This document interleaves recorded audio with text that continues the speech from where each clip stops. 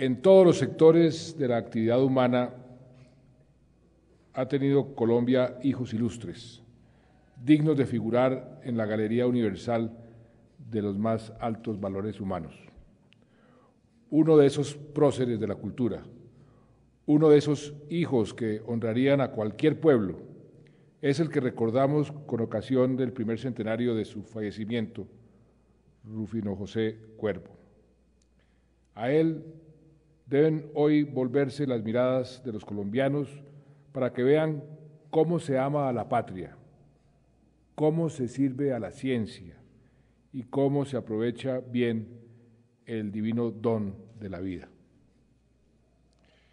Las anteriores palabras no son mías, sino del erudito jesuita Félix Restrepo, el primer director del Instituto Cuadro y Cuervo, y fueron pronunciadas en 1944 para el primer centenario del nacimiento del gran filólogo bogotano. No he hecho más que cambiar la palabra nacimiento por fallecimiento, y el sentido hoy, en la segunda década del siglo XXI, sigue siendo exactamente el mismo.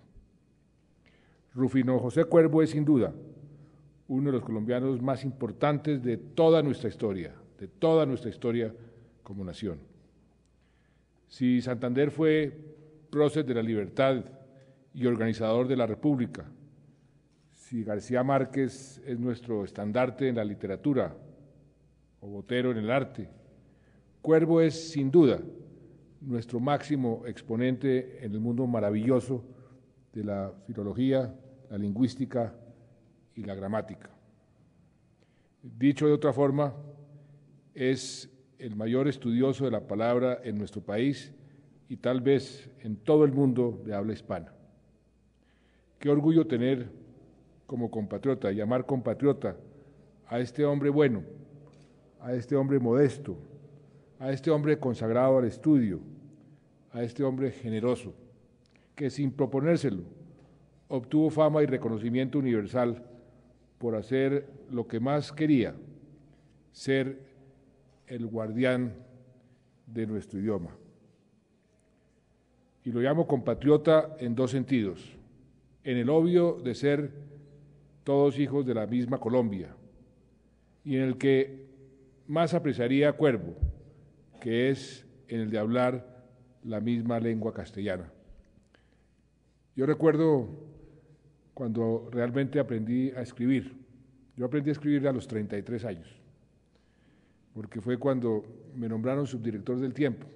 Venía yo de Londres y tenía que escribir editoriales y pasé por las manos, el yugo de los correctores de estilo, sobre todo de uno, Jaime González Parra.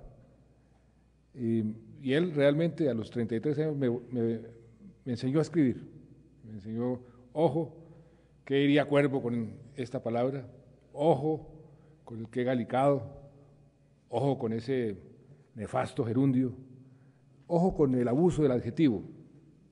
Y tomé una pasión por algo que el mundo entero le reconoce a los bogotanos, el buen uso del idioma. Pero Jaime González realmente me enseñó a escribir y me citaba a Cuervo casi en todos los editoriales que quise escribir y que él reescribía. Y bien decía Cuervo que su patria era la lengua, y hoy habitamos cerca de 500 millones de personas ese territorio hermoso, múltiple, diverso, rico, apasionante, musical, amable y pródigo, ese mundo del español. ¿Quién mejor que él para guiarnos? ¿Quién mejor que él para llevarnos como un padre amoroso por esas estepas, por esos ríos, por esos bosques de la palabra?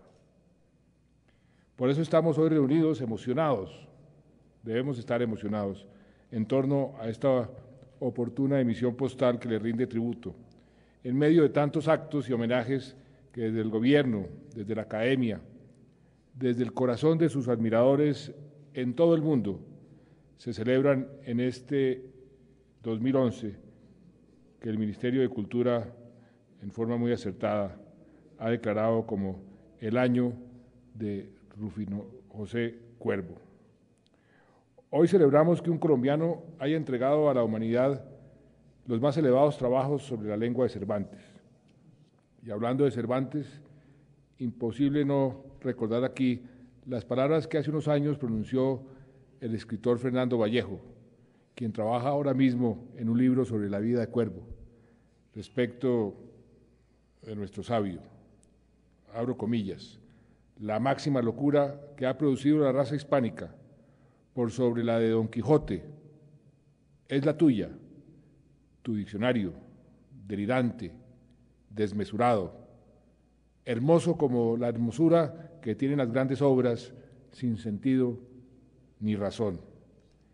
Cierro comillas. Y así es. Don Quijote se hizo carne en nuestro país y atacó con sus lanzas los molinos de viento, que no eran otros que el mal uso del idioma. El mal uso del idioma, el mal uso de la palabra.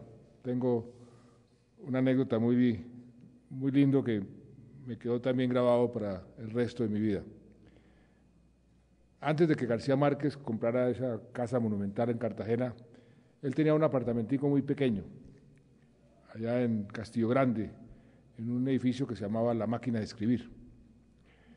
Un día me invitó a almorzar, eran los años 70, y llegué, golpeé, me abrieron y Gabo estaba energúmeno, estaba echando chispas, como dicen, y recorría ese pequeño apartamentico de un lado para el otro y decían: es que no puede ser. Le dije: ¿qué le pasa, Gabo?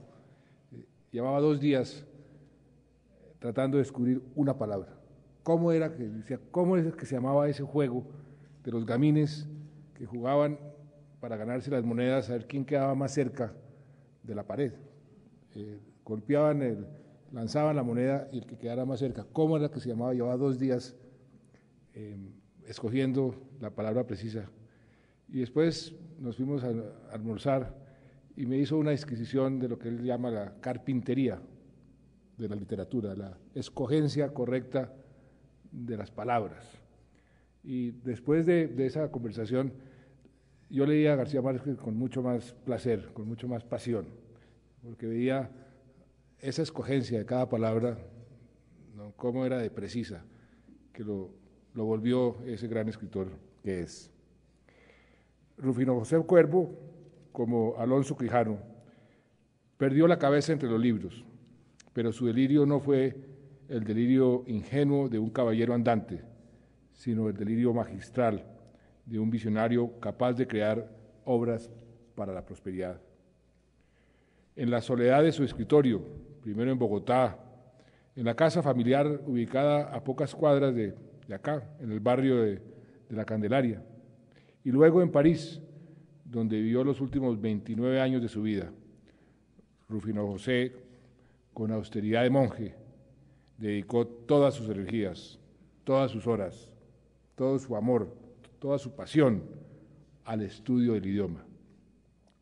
Ya a los 23 años había producido 2 grandes obras: las apuntaciones críticas sobre el lenguaje bogotano y la gramática latina, que escribió con Miguel Antonio Caro y ha sido considerada la mejor obra en su género en nuestro idioma. Por su legado cumbre, su gran monumento, ese fue el Diccionario de Construcción y Régimen de la Lengua Castellana, que comenzó un día en 1872 y al que consagró hasta el último de sus días. Con un trabajo incesante, con el siempre generoso apoyo de su hermano Ángel, rodeado por admiración de eruditos e intelectuales americanos y europeos, Rufino José Cuervo alcanzó a entregar los 2 primeros tomos de su gran obra, que comprendían de la letra A a la letra D. Fue necesaria la creación posterior de una entidad especializada, el Instituto Caro y Cuervo, en 1942, Tengo entendido que cuando era Eduardo Santos presidente, podemos relanzar el instituto en este año y cuente con el presupuesto.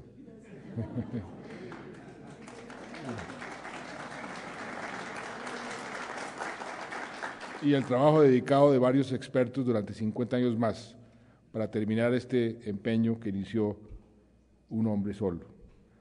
Así se completan los 8 tomos que componen el diccionario, al que Gabo llamó la novela de las palabras, que es sin duda el mayor esfuerzo de este tipo jamás realizado en todo el planeta.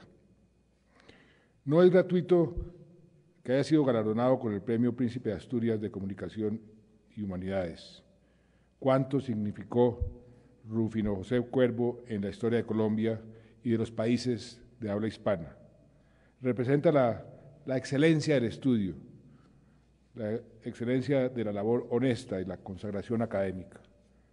Cuentan, y es una anécdota muy hermosa, que siendo niños los hermanos Cuervo, un amigo que parecía tener dotes de vidente les señaló un lugar de la casa donde supuestamente estaba enterrado un tesoro.